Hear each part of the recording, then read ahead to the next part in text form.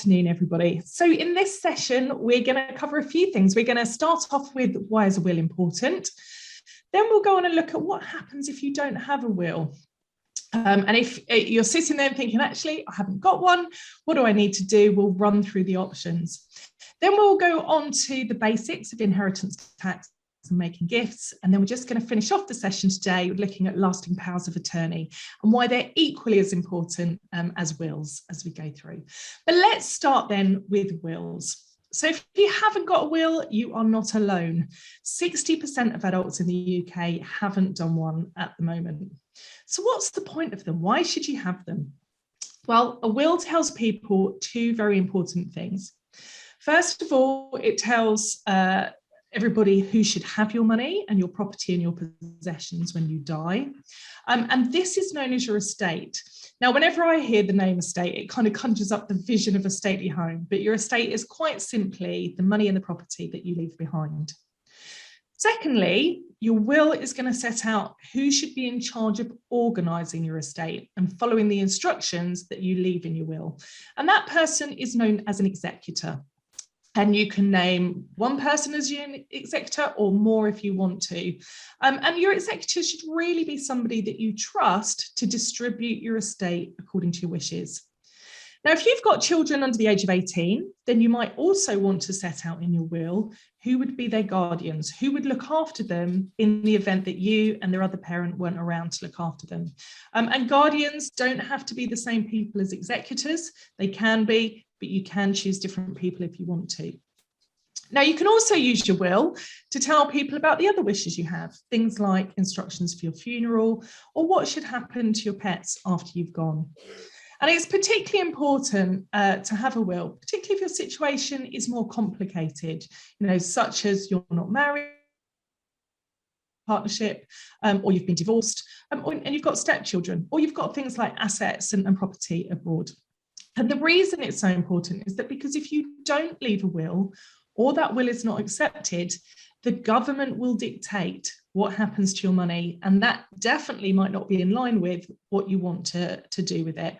And we're about to find out what those laws state.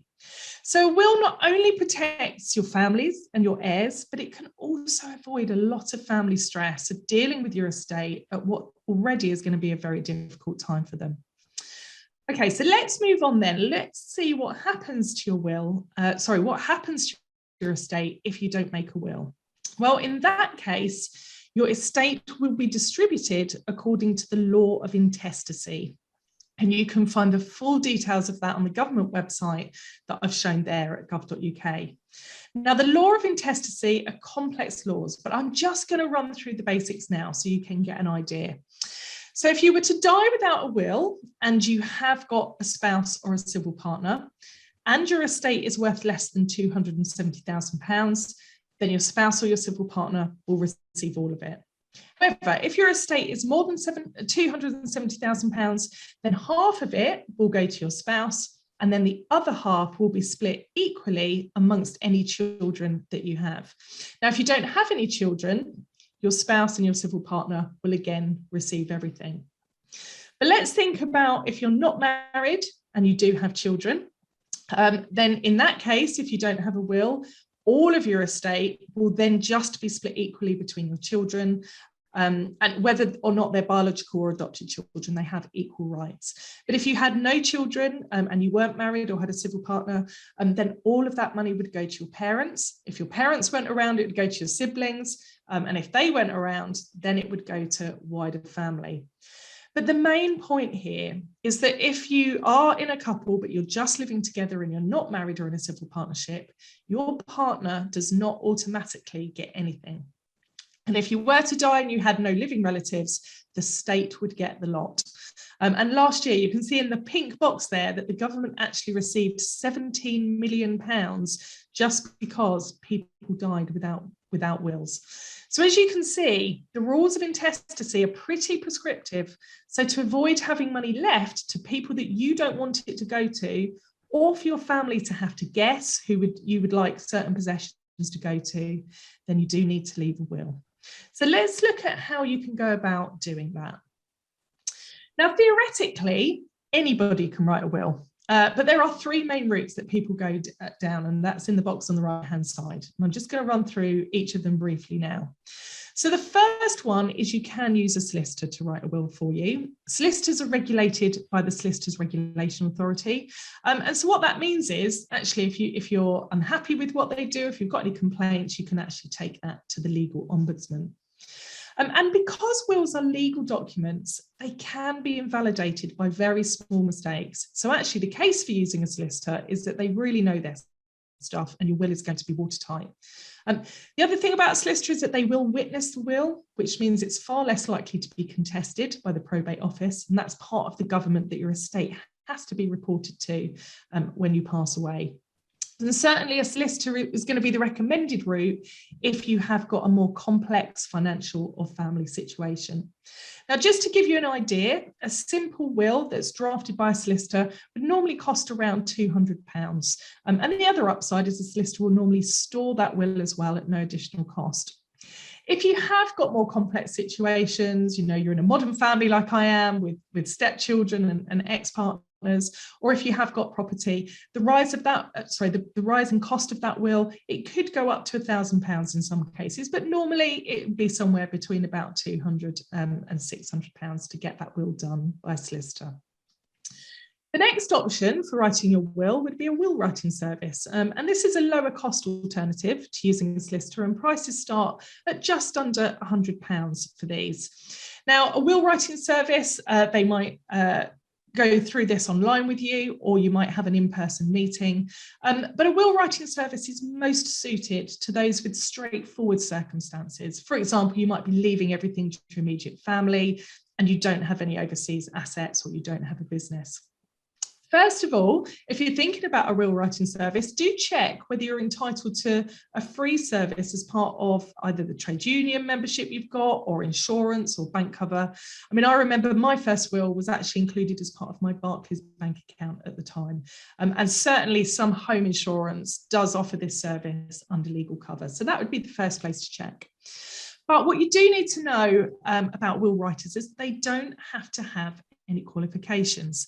So it is worth just checking that they belong to a recognised body, something like the Society of Will Writers, so that you know that they are following codes of good practice and that they have to adhere to. And again, you have got a professional body to turn to if something went wrong. But it is worth noting that the Society of Will Writers is a voluntary body. They're not official regulators, so you don't have as much protection as if you went to a solicitor to get this done. And if you do use a will writer and you wanted to store that will, you might need to pay an additional fee to do that. Now, the last option is the do-it-yourself service, which many people do use if they've got very simple circumstances. Now, you can go about this. You could use a will template, which you can find online, or you can get them at a stationery store or through the post office. If you get them by a template through the post office, it normally costs about £10. However, the risk here is that the template suppliers won't take responsibility if that template is wrong. So whilst this route is absolutely the cheapest, just think about, do you want to take that risk that the template might be wrong and your will might be invalidated? So let's just go through then. What does a will have to have for it to be legally valid if you were going to do it yourself? Well, first of all, it needs to be signed by 2 witnesses. And it needs to be in the presence of the person who's made that will. And similarly, of course, the will needs to be signed by the person making it, and it has to be in the presence of the 2 witnesses that they choose. The will does have to be in writing. The person making it has to be in sound mind. It must be made voluntarily. Nobody should be coercing them into putting anything into the will they don't want to. And you must be over the age of 18. And as a very minimum, the will should include who you want to benefit from your will, who's going to look after any children if they're under the age of 18, so who those guardians are going to be, and who is going to sort out your estate and carry out your wishes, so who your executors are going to be. And also what's going to happen if the people you nominate to get your possessions would actually die before you. You kind of need a substitute clause of what would happen in that event.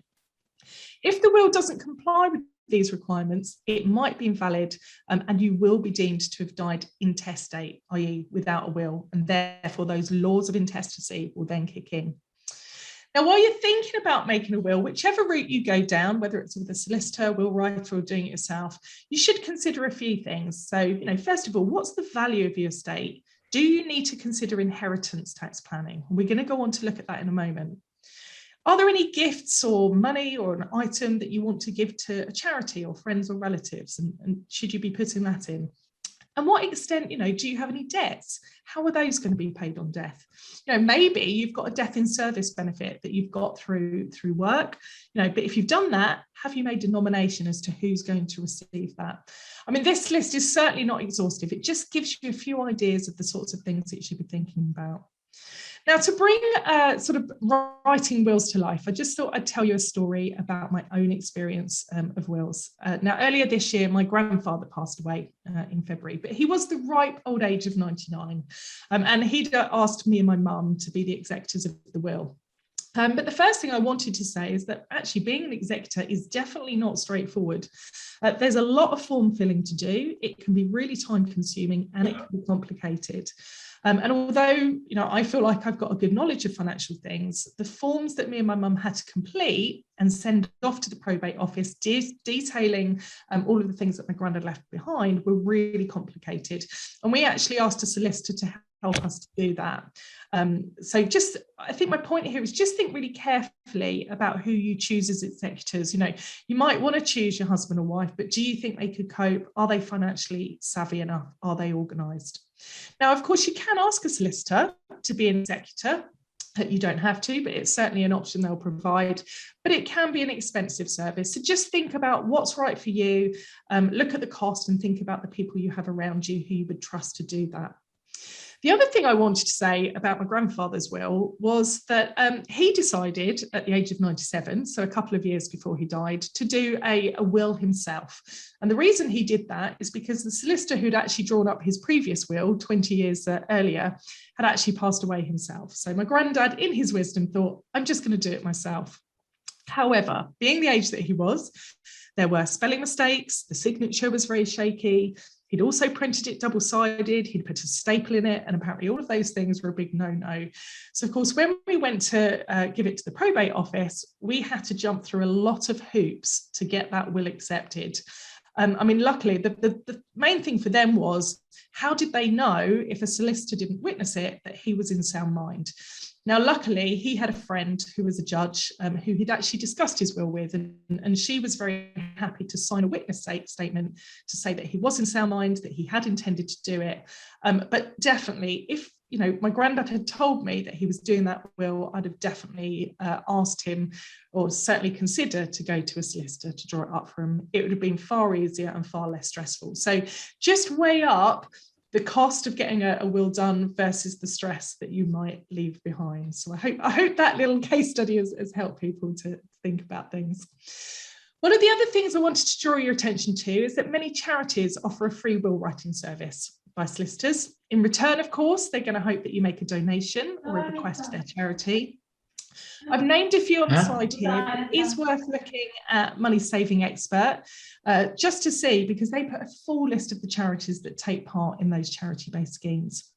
There's also Free Wills Month. That takes place every March and October, where those aged over the age of 55 can get a solicitor drafted will for free, also for a bequest to charity. But it is going to depend which area you live in as to which month apply to you. So just take a look at the site there. The other one is Will Aid, really similar to Free Wills Month, but that runs in November and it's open to anyone of any age. The suggested donation for this is £100 for a single will. So again, just take a look online, see if it might be relevant for you. At the bottom there, I've also put a website where you can find a solicitor to write a will if you need it. So these are people that are going to be qualified and looked after by the legal ombudsman. But whichever route you take, the important thing is that you do store your will properly and that your executors know where to find it. You can keep it at home, but obviously make sure it's not in danger of being thrown away. Or you can store it online with the probate service at the National Will Register. That's going to cost you £20. I've put the website address there. But if your executors need to withdraw it, they can do that for free. So hopefully a bit of information there on wills that's going to make sure you're not one of those 2/3 of adults who don't have a will. Now, obviously, as I mentioned, one of the considerations of your estate is inheritance tax. And this is always a popular subject because, very understandably, people want to minimise tax on the estate that they leave behind. They don't want to be paying more tax to the government if they don't have to. So what is inheritance tax? Well, this is a tax payable on your estate after you die, where its taxable value exceeds a permitted allowance. And at the moment, that allowance is £325,000 per individual. So that's all of your money in your bank account, your savings, and including the value of your house as well. Now, inheritance tax is payable at a rate of 40% on anything above that inheritance tax allowance, but that could reduce down to 36% if you actually leave more than 10% of your estate to charity. However, there's also an additional tax allowance known as a residence nil rate band. And this is available where a family home is passed on death to direct descendants. So, for example, my grandfather passed his house down to my mum, and so he got that additional tax allowance. And that would also apply if he'd left it to grandchildren as well. If you decide to leave your house to a friend or an aunt or an uncle, that is not going to apply. However, it is really important to know that there's no inheritance tax due if all of your estate either passes to your spouse or your civil partner, or to a recognised amateur community sports club, or to a charity.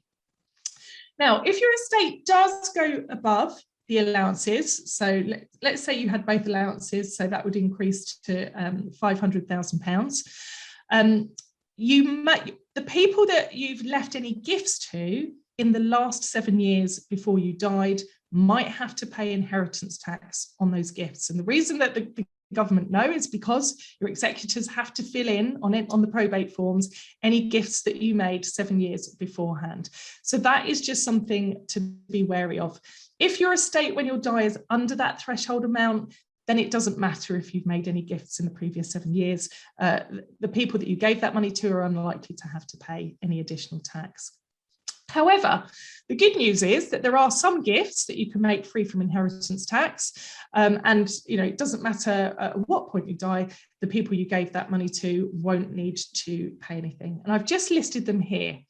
So you can make gifts between spouses or civil partners living permanently in the UK to any amount that you want to.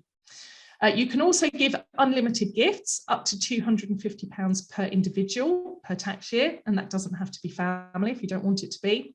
You can also give wedding gifts free of inheritance tax, so up to £5,000 per child, £2,500 per grandchild, or £1,000 to other people. You're also allowed to make regular gifts out of income. For example, let's say you're saving on behalf of a grandchild, or you're giving somebody a birthday gift, provided your normal lifestyle hasn't been affected by you making that gift. You can also make lifetime gifts up to £3,000 per annum to anybody you want to. And if you're paying, for example, maintenance or living costs to an ex-spouse, that won't be subject to inheritance tax either. Of course, something I mentioned before, gifts to charities or universities, museums, political parties, they're all exempt as well. So if you do feel like you need some help with inheritance tax planning, this is something a financial advisor can help you with. If you haven't got a financial advisor and you think you need this, unbiased.co.uk is a great place to start. You go on their website and you can just search for advisors who specialise in estate planning.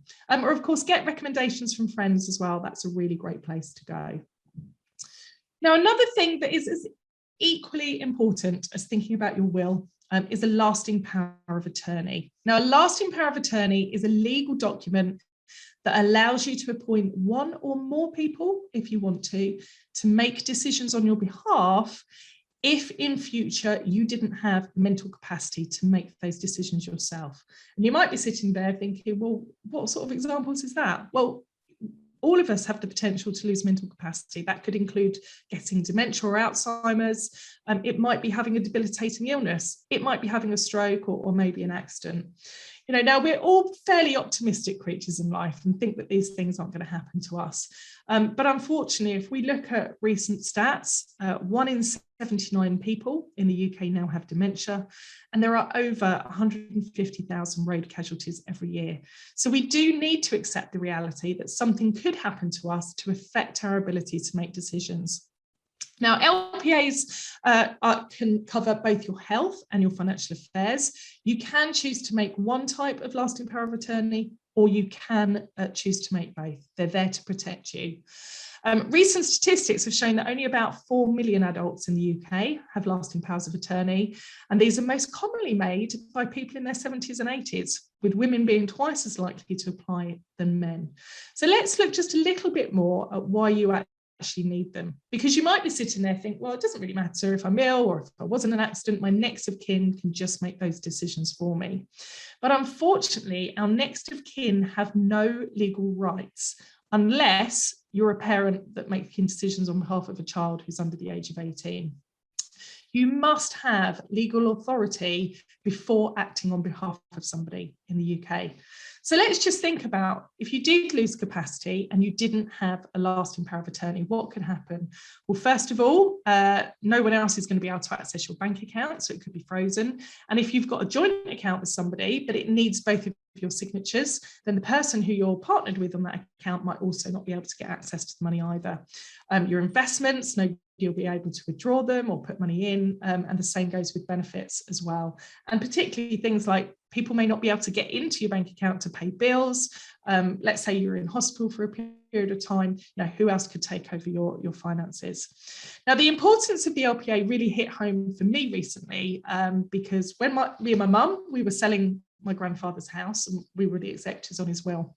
And the buyers really wanted to complete that process by the 30th of June this year, because you might remember that the government had reduced stamp duty, and that went back up at the 30th of June. But just in those last 2 weeks in June, just as all the contracts were being signed, we were going through all the final legal things, my mum got taken into hospital and she wasn't able to hold a pen or even to understand what was happening. Now, luckily, she had the foresight to put a lasting power of attorney in place, appointing me and my dad. So that meant that we were able, both of us, to sign on her behalf all of those forms. Now, if we hadn't have had that sale of that house would have fallen through, and we would have had to have put it on the market again. Now, you might be sitting there thinking, well, there must be some other way. There is another way. If you haven't got a lasting power of attorney and you do need to take control of somebody's affairs, you can employ a solicitor and make an application to the Court of Protection for a deputyship order, so that you can make those decisions on behalf of somebody else. But there are substantial costs involved. It can take many, many weeks. And actually, just think, if you're incapacitated and someone's applying for deputyship on your behalf, is that the person you would have chosen? So my message here is to avoid that happening. Just get your LPA sorted.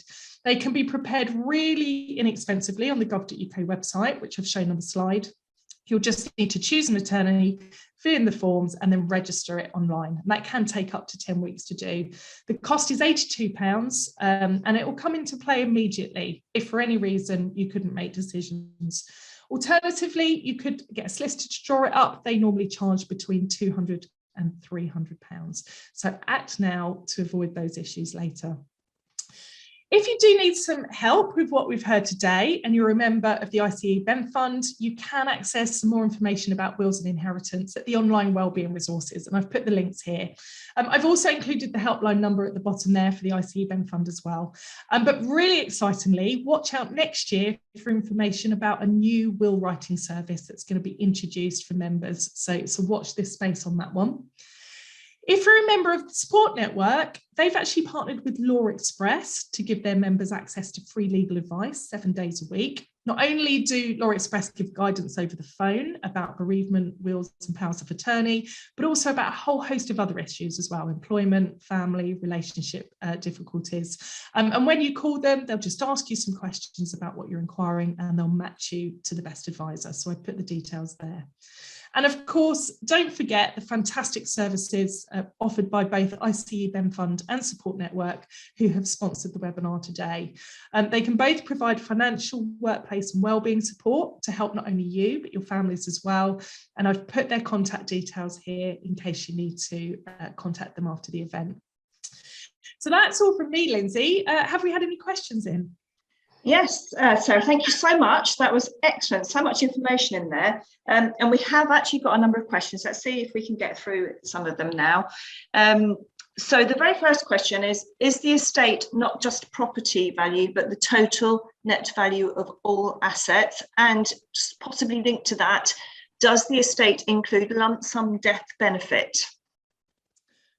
Right, okay, good question. So yes, it's your entire estate. It's all of your it's your property, it's any money that you have, any investments, and it might be certain items as well if they're above a certain value. So that is your estate. It's everything pretty much that you own. Sorry, can you remind me of the second part of that question? It's gone totally out my head. Does the estate include lump sum death benefit? Right. So no, the good news is if you get lump sum death benefit through work, that sits outside of your estate for inheritance tax purposes. And the other thing that sits outside of your estate that you don't pay on is if you have got some form of personal pension or workplace pension. If you were to die before you've taken that income and it's still being invested in the pot, that whole pot of money is returned free of inheritance tax to the person that you've nominated. So just another quick note here, remember that your nomination forms for lump sum death benefit and pension benefits are kept up to date. Fab. So the next question, now we've got a couple of questions, but I'll try and fit them both together.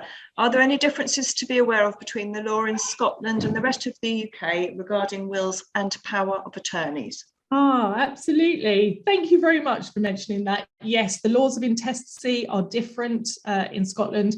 You can look on the gov.uk website and it will actually refer you. It will give you a link through to Scotland as well. And lasting powers of attorney are very slightly, I mean, it's the same idea, but it might cost slightly differently and you can just apply for it in a different way. But again, all of that information is on the gov.uk website, but thank you for bringing that up. Thank you. The next question is the remaining value of a SIP considered part of an estate?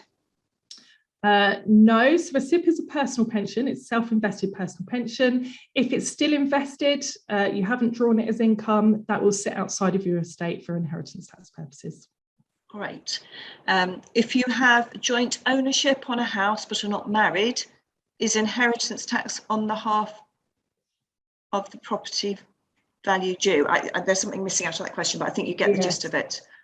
Yes, that's right. So if you're not married and you haven't left any provisions, then it would be on the part of the property that you own. Yes. Okay. What is a lifetime gift? A lifetime gift could just be, for example, I don't know, let's say a grandchild's going off to university and you wanted to give them £3,000, you could do that. You can give a lifetime gift to one person and you've got that allowance every year, it's £3,000. But if you're making a lifetime gift to somebody for £3,000 in the same year, you can't use that individual allowance of £250 to the same person. Okay. Do I need to tell executors that they will be executors? Absolutely. Yes, please don't keep that a secret because they'll get a huge shock. And also, you need to tell your executors where they can find all of your information. I always say one of the best things you can do is leave them a spreadsheet of where to find your will, your bank accounts. And actually, there is an app called Once I've Gone that if you find it difficult to have those discussions, you can leave everything stored within the Once I've Gone app. There's a small annual fee, I think, of £49. And in the event of your death, you just say to your executor, contact that company and they will give them all the details that they need. Something to look up. Okay. What does one need to do once you have the LPA to use it to make decisions for the person? So the lasting power of attorneys are automatically in place. They can be triggered straight away. So you don't need to do anything. It's just stored by the Office of the Public Guardian, the OPG. And, for example, the moment my mum went into hospital, I didn't need to do anything. It just came into play and I was able to produce that document to the banks and the solicitors that needed it. And then they allowed me to sign on her behalf. Okay. So Sarah, we've got quite a few questions. I'm happy to continue, but if you want me to give them to you afterwards and you look at them, let me know what your preference is. Yeah, well, I'm happy to take a few more, but also, if we've got lots, we can get it into a document and we can get that circulated. Okay, so we'll go on with a few more. I am a UK citizen and live abroad. Where should I get a will done? My property is abroad. Right, I am going to have to look that one up. Okay. I think, you know, the main thing is that you get a will in whichever country it is that's legally binding. But let me just double check on that, and we'll put that in the answers. Thank you. Does the estate include any debts that the deceased had? Yes, it will. It will make provision for that. So, for example, my grandfather had a lifetime mortgage to pay for his care in the last few years. So his estate was his house, but what it was worth minus the amount that we had to pay back on that. So yes, those debts will come off before the total estate is valued. Okay. Is there anything to watch out for if your partner is not a UK national?